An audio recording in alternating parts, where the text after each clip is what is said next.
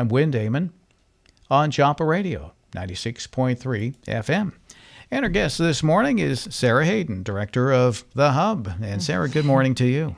Good morning, Win. Thanks for having me on. I dressed special for you today. No, actually, this is more of an impromptu because I wanted to be able to say a few words about our, sports program. Oh yeah. We had the football game on Friday.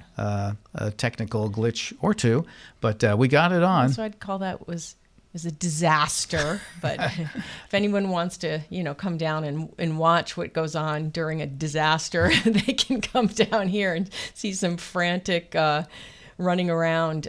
We have some really cool equipment, and of course sometimes the fancier stuff is a little bit more picky or complicated. It's once you get it, it's easy, but and also one of the big things is that we are doing everything over the internet right now, so that can have some glitches. Yeah, the internet, you think it's a great thing until it's not. Yeah, we're going to look into a couple of things. Don DeGloria is awesome when it comes to technical. He actually was going to try to listen over the radio on Friday because of the rain, and he discovered, we had a problem. So he did run down there, and the last 9 minutes were clear because thankfully, he was able to work out with Chris, who has done some of the installation here, all of the installation really, what the issues were. It was with IP addresses, and it's kind of frustrating, but we know for the next time we're keeping, detailed notes, but that won't happen again. Soon the streaming will be on, so we should have other ways of people being able to view it quickly. We did try the YouTube route, which did work, except the buffering of the video, it just wouldn't stick. So it was in and out on the radio, and then we did try over the phone, which did work also, but again, we didn't pack an extra mic that's special with the phone. Ah, okay. And that's how you guys used to do it on NBP, isn't it? Yeah, we used the phone, we used Skype, and so we had let's see, we plugged the phone in. We had the we had a box. We plugged the cables into the box for the microphones, and then out of the box we plugged the phone into the box. We called the radio station on the phone, and that was the connection to the game. Yeah. So that's how we did that. The box was some sort of interface mixer. Yes, of some yeah, sort. Just like the what we have here called VIA. That would be the interface. So you take the output from that, it went into the phone, and we actually, and this is where it loses me. Believe it or not, I'm not a real technical guy, but you're getting there though. You're going to be technical. But we didn't actually use the phone unless we had to. We used Skype, and we broadcast over Skype for a clearer signal. However, if we couldn't get a cell signal, and Friday night it was a bad cell signal out of Topsfield, believe it or not, you'd think that at Masconomet they would have the best things going on, just like Newburyport, but it didn't happen. So we would get it would go between 1 and 2 bars, and sometimes 3, but then quickly go back to 2, sometimes 1. So that was an issue frustrating. there. But anyway, if the Skype didn't work, then we would do a direct phone call, which works. It gets the information out, which is what you want to do.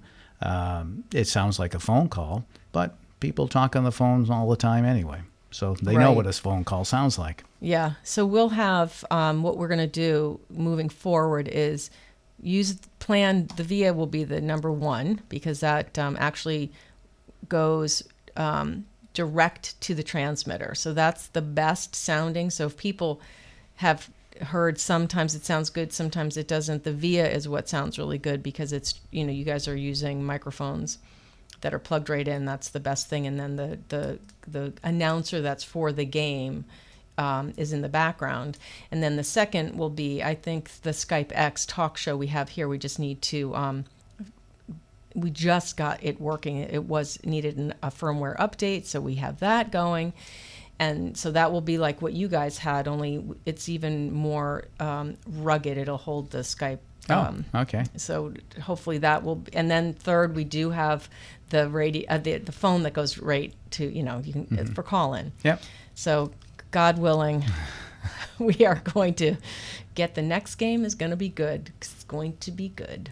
Well, it will be, and there's no game this weekend, as far as we know, because things change. But no game this weekend, and the next one will be in October, as a matter of fact.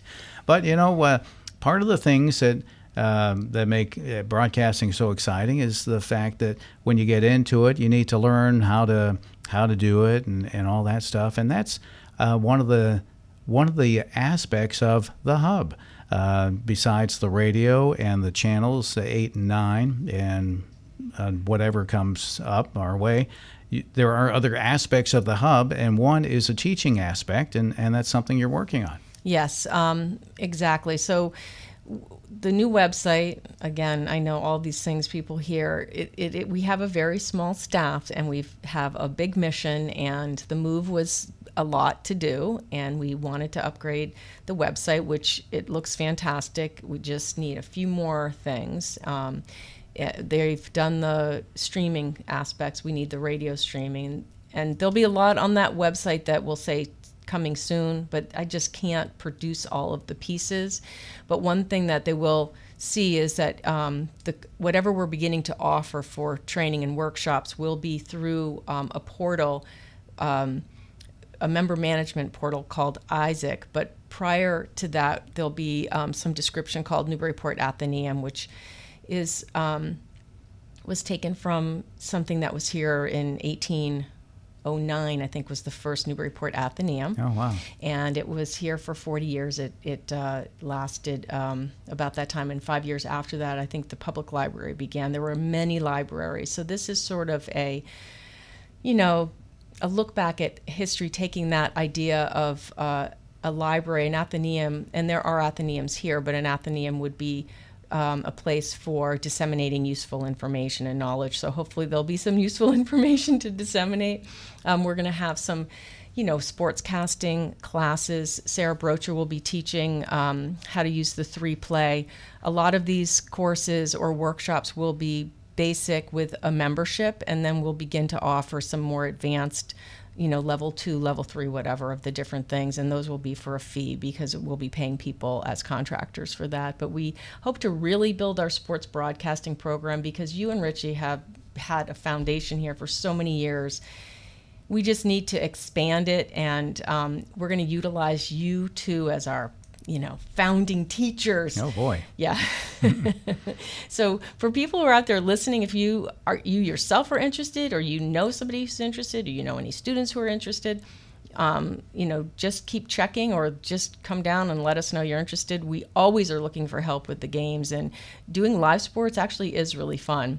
Even when there's some problems, it is a team effort, and we feel good when it all goes so smoothly. So. Oh, it is, and people. They record it and they watch it again and again and again. So that's a fun thing. Yeah. So the instant, we do have a piece of really fancy equipment. It's called a 3Play, and it will record the three cameras that we use for our games when we do the live games. It'll record the 3 games, and then it will. You can do instant replay or slow-mo. So that's going to be fun. So it's not, people who are interested in also this is a career or may think about looking at it as a career, it's a great opportunity. Mm-hmm. Yeah, it certainly is. And some people have actually gone from here, whether it's been on the radio or from the cable, and they've turned it into a career for many, many years. So yes, yeah, that is true. And we'd like to really build more of that. We're going to work on some more news aspects. We're so fortunate to have you here to bring the news and continue what you were doing at NBP. It was a loss, and I'm glad we have this as an outlet, but to be able to do the local news is so important, and we'd like to maybe build on that a little bit, but we're just going to get our feet stable with the sports and what we have now with you before we expand that. Yeah. One of the things that I hear from time to time is people talk about they talk about sports saying, you're always doing sports, you never do any other thing, you never cover any other thing. But that's where somebody could come in and say, tape, or I don't know what the proper phrase is, but they could record a say a science fair, for example, or a play that takes place.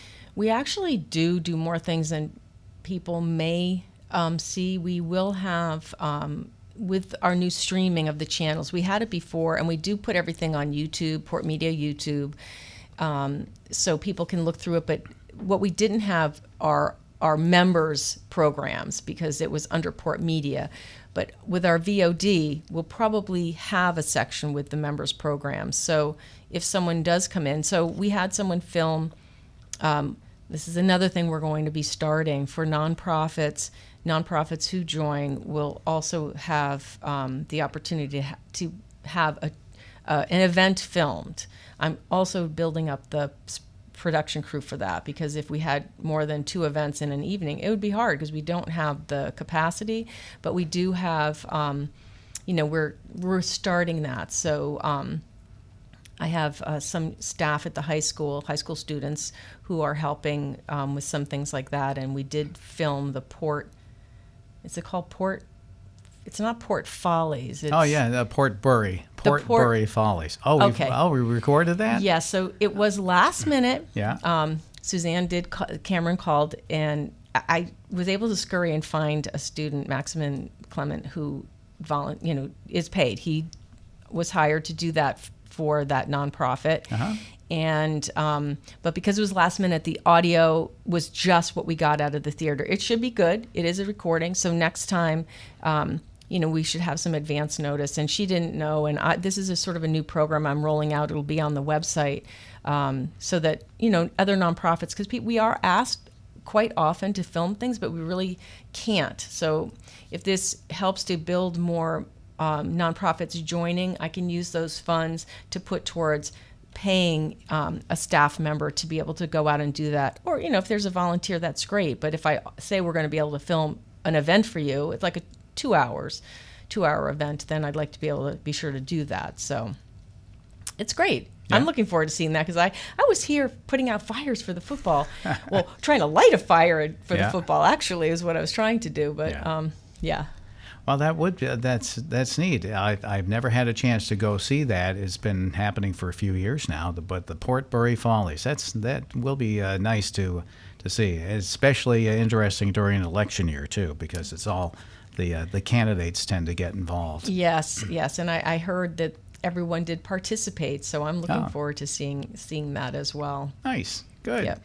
Well, lots of things happening, and later on this week we'll have a pickleball production meeting, right? Yes. And that's the beginning of our sports broadcasting program. So people who are interested, you don't need any experience in pickleball or sportscasting. Yeah. So just come, and I know James Jones said, anyone who's going to do the sportscasting has to play, but we're not enforcing that, James.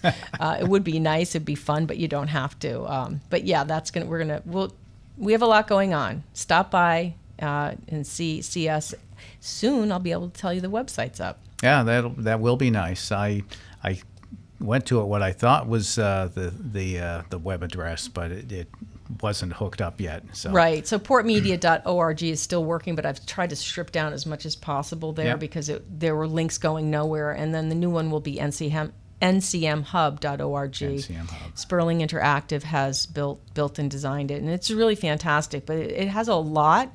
So, again, with patience, we'll be developing it. Someone's coming in today, Elizabeth Marcus, God bless her, is working on the history timeline with me, and that'll get out there. And then, we need staff photos and, program. There's a lot. But it's going to be great. The most important thing is the streaming for the meetings and for the games and for the radio, and then for the membership login and portal to sign up for classes. That will be going right off the bat. That will be what will be available. Exactly. So. And the streaming is really fantastic on the radio side of things, because the signal it's a low power station, so it's a limited signal, but with the streaming, anybody can listen anywhere. Yeah, it'll be great. It'll be a part of TuneIn, which will, as soon as you're an internet radio, I think it automatically registers, but I'll be sure we're on TuneIn, and then people get the app, the TuneIn app, and then they can listen to WJOP. Excellent. Yeah. All right. Well, Sarah, thank you very much. You have more than one thing to do. Yeah, I do a few things, but it's okay. It's a diverse job. It has a lot of things to do, so that's good. Thank you for having me. Oh, my pleasure to have you here. Sarah Hayden, the director of the Hub, the NCM Hub. Thanks. Otherwise known as the Greater Newburyport Community Media Hub. Yes, a mouthful. Yeah, it is. But NCM Hub, or the Hub, which ties in with the Hub of Boston, they don't call the Boston the Hub much anymore. I haven't heard that's that. interesting. But Hub it's a trendy word, true. But I really started with the whole gear thing because it's sort of like cogs in a community, people working together, moving things forward. Yeah. And then it sort of evolved to the Hub. So I think it was a natural evolution. And Boston can still be the Hub, but we're just a little media hub here. Yeah. So. A huge media hub here. Well, now we might be a huge media hub, but we're not going to be greedy with the news or anything. So.